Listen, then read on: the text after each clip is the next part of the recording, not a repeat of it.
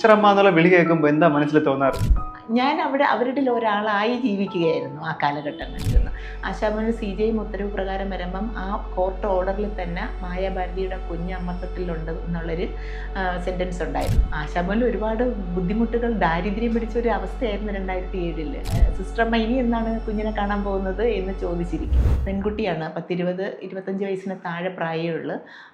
മായാഭാരതിയും മഹാരാഷ്ട്രയിൽ നിന്ന് ട്രെയിനിൽ ഒന്നുകിൽ അവർ ട്രെയിന് കയറ്റി വിടുന്നതായിരിക്കും, സൈക്കാട്രി പേഷ്യൻ്റ് ആയതുകൊണ്ട്, അല്ലെങ്കിൽ അവർ തന്നെ കയറി വരുന്നതായിരിക്കും.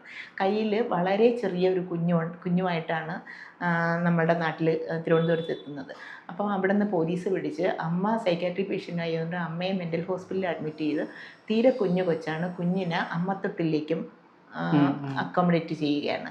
അപ്പം മായ ശരിക്കും കുഞ്ഞിനിട്ട പേര് സഞ്ജന എന്നാണ്. അപ്പം കുഞ്ഞിന് പേര് പറയാൻ പറ്റാത്തവണ്ണം ചെറിയ കുട്ടി, അമ്മ പേര് പറഞ്ഞു കൊടുക്കാൻ പറ്റുന്ന മാനസികാവസ്ഥയിലുമല്ല. അപ്പോൾ അമ്മത്തൊട്ടിലുകാർ കുഞ്ഞിന് വേറെ പേരിട്ട് അവിടെ വളർത്തുകയാണ്. കുഞ്ഞ് മലയാളമാണ് പഠിക്കുന്നത്, അവിടുത്തെ ആയമാരുടെ ലാംഗ്വേജ് പഠിക്കും. പിന്നെ മായാഭാരതി മെൻ്റൽ ഹോസ്പിറ്റലിൽ 1 വർഷത്തെ ട്രീറ്റ്മെൻറ്റ് കഴിഞ്ഞ് കോടതി ഉത്തരവ് പ്രകാരം ആശാഭവനിൽ വരുന്നു. ആശാഭവനിൽ CJI ഉത്തരവ് പ്രകാരം വരുമ്പം ആ കോർട്ട് ഓർഡറിൽ തന്നെ മായാഭാരതിയുടെ കുഞ്ഞ് അമ്മത്വത്തിലുണ്ട് എന്നുള്ളൊരു സെൻറ്റൻസ് ഉണ്ടായിരുന്നു. അപ്പം ഞാൻ ആശാഭവനിൽ പോയതിന് ശേഷം അവിടെ അമ്മമാരും അമ്മയും കുഞ്ഞുങ്ങൾ സെപ്പറേറ്റ് ചെയ്ത് നിൽക്കുന്ന അമ്മമാരുണ്ട്. അവരുടെ ലിസ്റ്റ് എടുത്ത് വർഷത്തിൽ 1 തവണയോ 2 തവണയോ ഒക്കെ ഈ അമ്മമാരെ കുഞ്ഞുങ്ങളെ കൊണ്ട് കാണിക്കാൻ പോകുമായിരുന്നു. അമ്മയും കുഞ്ഞും തമ്മിലുള്ള ബോണ്ട് നമുക്ക് അമ്മയായ എനിക്കറിയാമല്ലോ.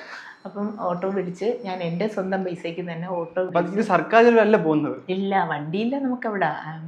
ആശാമോനിൽ ഒരുപാട് ബുദ്ധിമുട്ടുകൾ, ദാരിദ്ര്യം പിടിച്ച ഒരു അവസ്ഥയായിരുന്നു 2007.